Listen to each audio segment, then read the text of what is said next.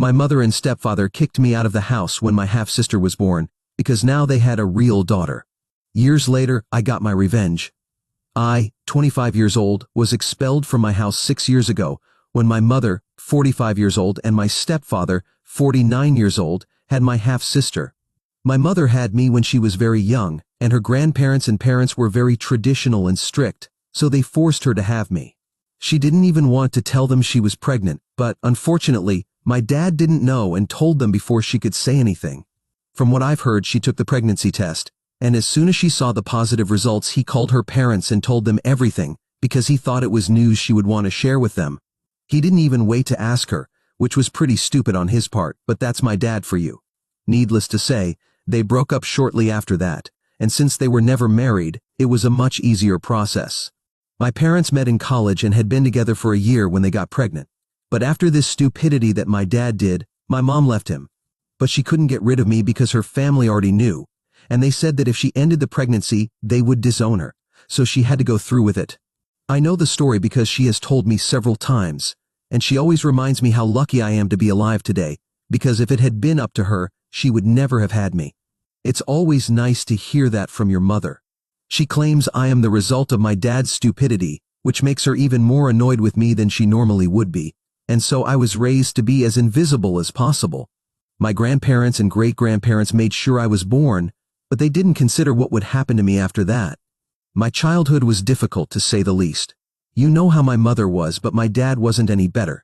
My mom hates me because she didn't want me, and wouldn't have had me if it weren't for family pressure. She also believes that I was the reason she couldn't advance further in her career because she had to take care of me along with college and work, which is fair, I suppose. But resenting me just for being born and treating me badly as a child seems a bit excessive. Don't get me wrong, I didn't lack anything as a child because my grandparents paid for everything since my dad couldn't afford child support. So I had everything I wanted, but I still felt like I was nothing more than a burden to my mother, and she never did anything to make me feel otherwise. She never spoke kindly to me or showed me any affection, and even when I achieved something, she never celebrated it with me. It was like living with an older, very grumpy roommate who hated you for no reason and just wanted you to leave as soon as possible. And then, on the other hand, there was my father. He was much sweeter and nicer to be around compared to my mother, but he was just as incompetent as a parent, and I'm pretty sure that when I was a child, he definitely had some drug problems. I couldn't recognize it back then, but now I'm sure he was a marijuana addict. He always did strange things and said strange things, but I dismissed it as him trying to be funny mostly and didn't think much about it. He always attended all my birthday parties and had dinner with us once a month, but my mother also seemed to hate him, and I could always hear them arguing about his behavior. My mom didn't want me, but she kept me because her family had decided that my father wasn't capable of taking care of me, and honestly, they weren't wrong. They had to decide who would mostly raise me before I was even born, and my mother's family ensured she took responsibility and my father could only see me on weekends. But even that would only be implemented after a certain age. Before I turned 10, I lived with my mother full-time and only saw my father a couple of times a month. But after that, I was allowed to live with him on weekends, and it was a step back because after I turned 10, I realized my father was definitely not ready to be my father. He lived in a small apartment, and it was very evident that he couldn't afford to live the kind of lifestyle my mother was used to because he lived in poverty, and the living room had a distinct smell of marijuana. I also knew he couldn't keep a job for long because my mother complained about it all the time. She kept telling me that if my father wasn't a complete idiot, she could have at least left me with him half the week, instead of just weekends without her family pressuring her about it. At my father's house, I felt fine, but I didn't feel comfortable because I knew having me there was putting him in a difficult situation since he obviously couldn't live on one meal a day as he did. But nevertheless, he still made an effort to cheer me up when I was at his house. That's how my childhood was. I had to endure my mother and her constant reminders that I was not wanted in our house when I lived with her. And on weekends, I had to deal with my father and the state he was in. And then, when I was about 15 years old, my mother started dating my stepfather, Jeffrey. He wasn't a bad guy, but he wasn't good either. He was just indifferent to me, and to be honest, that was much better than my mother and father. He didn't talk to me, I didn't talk to him, and everything was peaceful. Anyway, they were together for a few years, and then when I was 17 they got married. 2 years later, they announced they were pregnant, and it really didn't concern me because it had nothing to do with me. I went on with my life and followed my routine as usual, but I had no idea what was coming. When I turned 18, I decided to take a gap year instead of going to college and get some work experience first. I regret that decision. I should have gone to college when I had the chance because my grandparents were ready to pay for it. But a few months after my 18th birthday, my mother and her parents had a very bad fight over some nonsense I don't even remember, and they stopped talking to each other. This also meant they stopped sending me money, and I was on my own. But fortunately, I was working as an intern at the time, so I was getting some money. On my 19th birthday, I started applying to universities, and my mother was 7 months pregnant at the time. Even then, she didn't tell me anything about what was going to happen when my half-sister was born.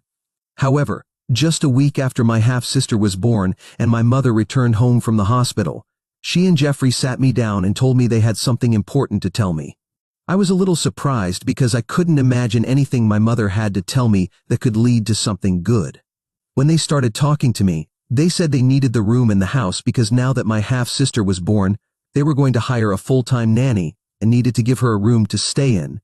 There was the master bedroom that my mother and Jeffrey used to occupy, my room, and also a guest room. But my mother told me they were going to paint the guest room and convert it into a nursery, and of course, they couldn't let anyone into their own bedroom. So it was time for me to leave the house because I was already 19 years old, and as an adult, I had no reason to keep living with my parents because it was getting weird, and they needed their privacy. I thought it was pretty shocking because, although I was legally an adult, I still needed a home because, eventually, I would have to come back from college, and then I would need a place to go. I told my mother, and she said that whenever I needed to come back, I could go live with my dad. But that wasn't possible because at that time, my dad had become a severe addict. Not only did he have a drug problem, which was bad even if it was just weird, he had also developed a gambling addiction, and his home was simply not the kind of place anyone would want to go. And obviously I couldn't go live with my grandparents because they were not on good terms with my mother. And if they didn't want to talk to my mother, there was no chance they would want to talk to me because, to them, I was just an extension of my mom. This is also why I had never had to worry about money before, because as my grandparents wanted to take care of my mother, they also wanted to take care of me. But once their relationship ended, so did ours, and I knew this because I tried to contact them several times, but without luck. It was bad enough that I was kicked out, but I also had to start thinking about how I was going to pay for my college education because, while I was applying, I had simply assumed that my mother would do it for me. I knew she hated me, but I thought going to college would mean I would be away from her and the family, so she would help me with that. When she told me she was kicking me out of the house, I asked her if she would be willing to pay for my college education. She just laughed in my face and said that not only was she kicking me out, but she was also cutting any ties she had with me because she had served her sentence, and now that she wasn't even in contact with her parents, she had no reason to keep me with her. I was shocked that someone could be so cruel, and I ended up crying, but she just made a face and told me that if I was going to cry, she preferred that I did it outside the house because I was ruining the atmosphere of what was supposed to be a happy day. Before that day, I had never said anything to my mother because I simply didn't want to argue with her or waste my time. But that day, I decided to stand up for myself because I wasn't going to be kicked out of the house in silence. I was going to go out kicking and screaming, but I would let her know exactly what I thought of her. I told her she was a terrible mother and always had been, and I was actually happy to finally get rid of her and that my life would be much better without her. To that, she just turned around and told me she didn't care about any of that and just wanted me to leave because now that she and her husband had a real daughter, they didn't need me anymore, and I was just as unwanted as before, if not more. So I broke down once more, and I think that was practically the worst day of my life. But still, I pulled myself together a bit later, packed my things, and left the house, never looking back again.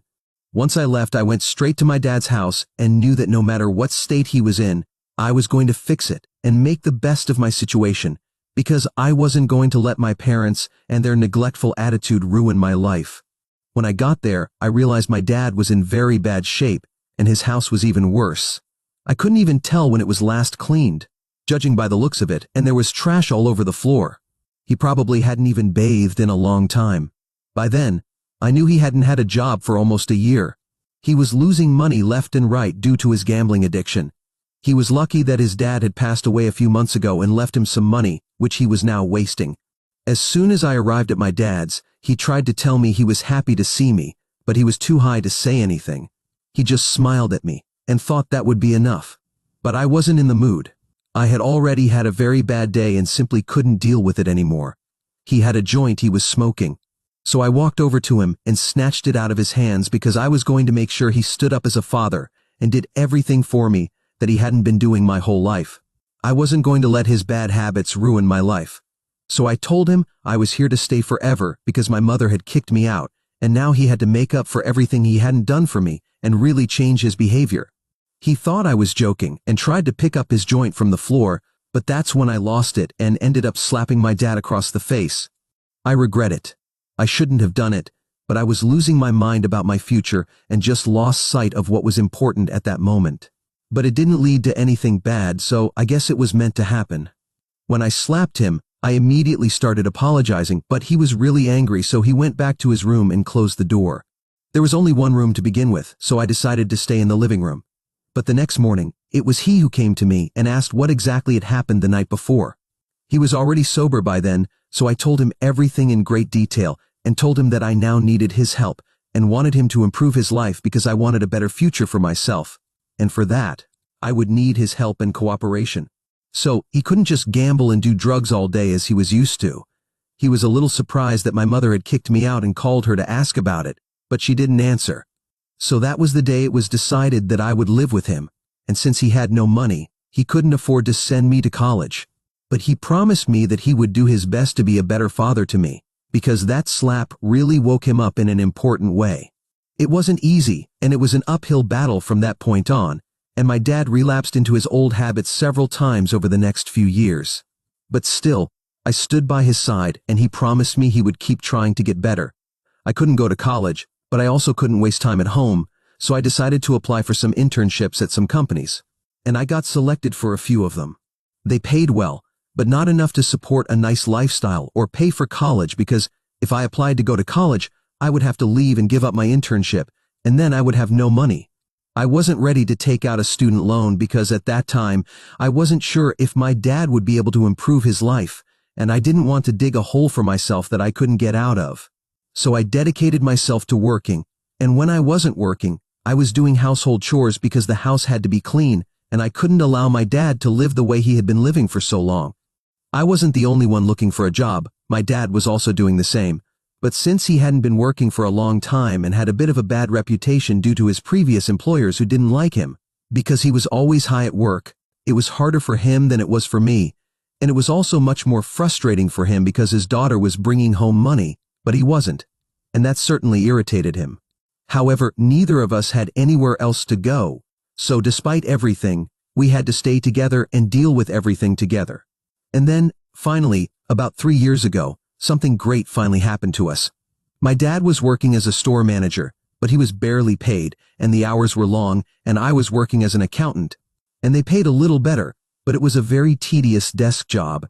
However, one of my friends who lived in another state told me that her father was expanding his business and opening a new branch in my city. This friend of mine had known me since we were in high school together.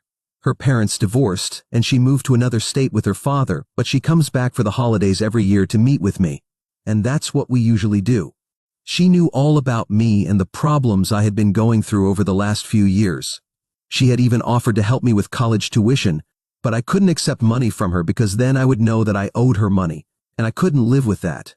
I had refused to accept money from her and her father, even though they were happy to help me and were quite wealthy, since her father had a large-scale office supply business. Recently, they decided to expand, and she contacted me to let me know that she had a job offer for me because she knew I was looking for something. I was a bit scared that she was doing this as a favor to me, so I asked her about it. She said that her dad usually wouldn't have considered someone my age for a position like this. She convinced him because she knew I could do it and simply had the determination and ambition. She trusted me and knew that I was capable enough to handle it. Technically, it was a favor, but she assured me that she also had faith in me, which is why she was doing me this favor. So she asked me to become the corporate liaison for them, and I was happy to accept that position. It came with a much better salary, and I would have to work more hours, but I was happy to do it.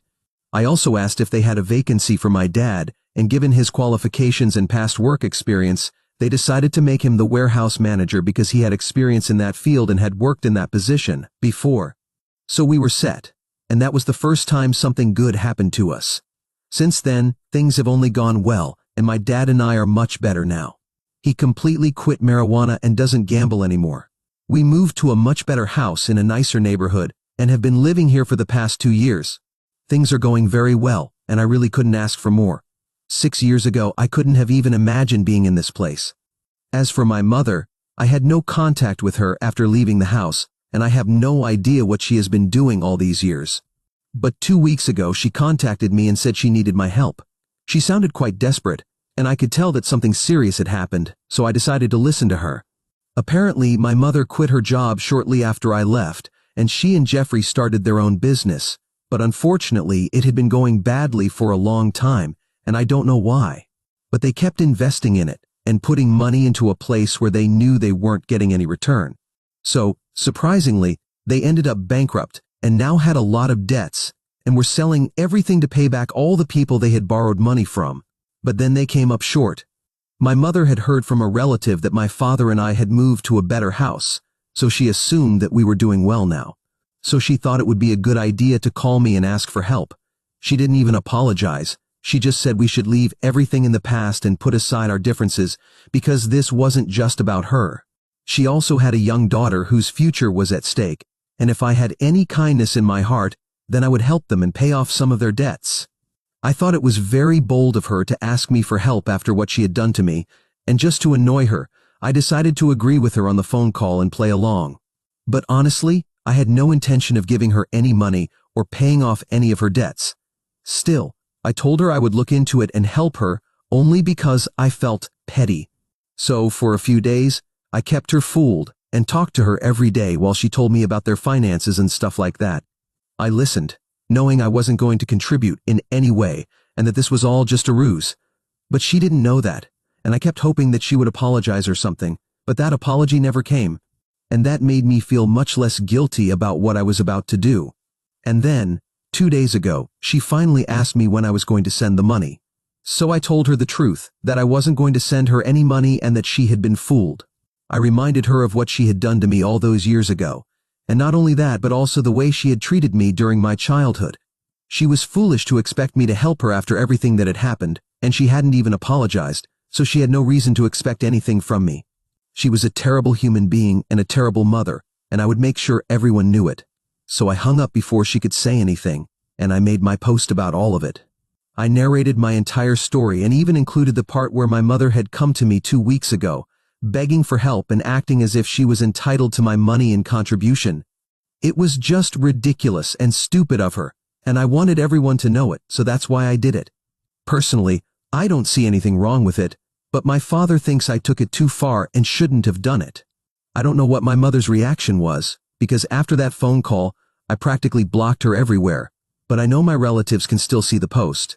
And everyone who knew my mother now knows what she has been doing and how she treated me in my childhood. I think it was necessary to expose my mother because she always pretended to be a very kind person and a successful career-driven woman. But well, that was all a lie now, and I think I did the right thing. But my father thinks I shouldn't have said anything and just ignored her the first time she reached out to me for help instead of playing along and things like that, because that's just cruel. And I'll admit it, it was cruel, and that was the intention behind it. She had been cruel to me my whole life. I think this was fair, and I'm not in a movie. I don't need to do everything right and set an example for other people. I can do whatever I want. But anyway, my father thinks I took it too far and is now insisting that I apologize. So am I the bad one for promising my toxic mother that I would help her pay her debts, and then backing out at the last minute and then exposing her online? Update 1. Hi. So I followed the advice most of you gave me and decided to sit down with my dad to talk about the matter. It worked, which was nice. He really wasn't an active father for most of my childhood, or at all, to be honest. He was always high and seemed not to care about anything. Obviously, he didn't remember most things. But then I reminded him how terribly my mother used to treat me, and how I basically had no one, because although he liked having me around, he wasn't really there for me. That made him realize that what I did came from a place of anger and resentment, and I had been building it up for years. So what I did wasn't the right thing, and it definitely wasn't moral or ethical, but if it gave me an outlet for the frustration and anger of all those years, it was probably good for me.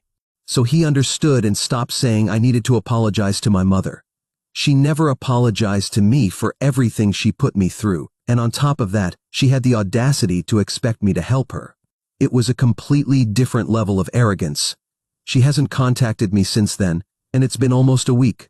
I know everyone is talking about it because I've received a lot of messages asking about my mom, but I really have no interest in talking to other people about it. I posted everything I had to say. I have nothing more to add, and now I also have a lot of work to do, so I don't have time for this drama. What's done is done, and it's over now. Update 2. So my mom finally contacted me, with a new number, today after almost 2 weeks of no contact. She didn't have much to say. She just told me that she should never have trusted me, and that she regretted having a daughter like me. But that's okay, the feeling is mutual. I also regret having a mother like her, and would rather have been an orphan than spend my childhood with her.